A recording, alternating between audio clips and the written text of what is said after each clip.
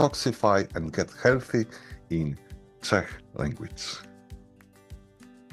Dobrý večer, takže toto je pozvání pro českou a slovenskou komunitu v Británii na konferenci Detoxify and Get Healthy pod vedením českého lékaře doktora Josefa Jonáše.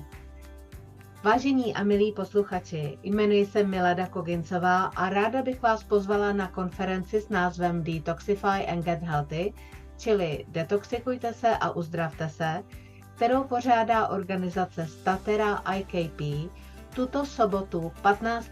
června v polském centru POSK v londýnské části Hammersmith na adrese 238 King Street.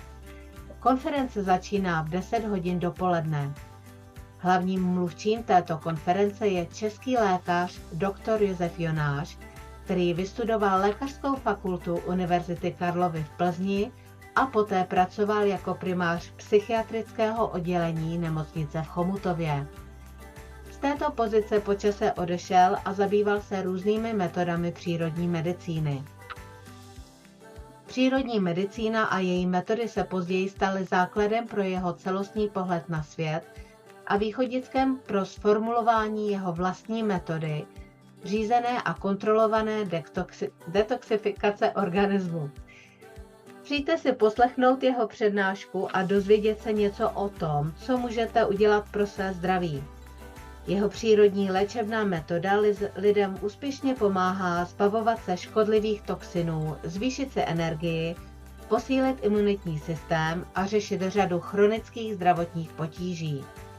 Vstupenky na konferenci můžete zakoupit na webových stránkách stateraikp.co.uk a krátké úvodní video doktora Jonáše můžete najít na Facebooku, pokud zadáte název konference Detoxify and Get Healthy.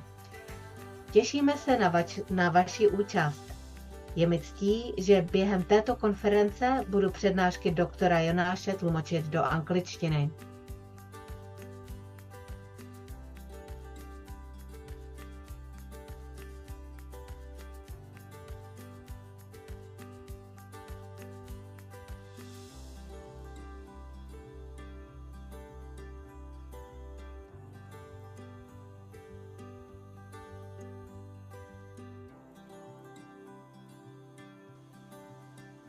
Hello, my name is Marianne. I am a detoxification therapist and I will be in POSK, Hammersmith, at the Dr. Jonas conference, a pioneer in informational medicine. And I would love to invite you to join us in this unique, amazing opportunity to learn about this revolutionary therapy. I hope to see you there.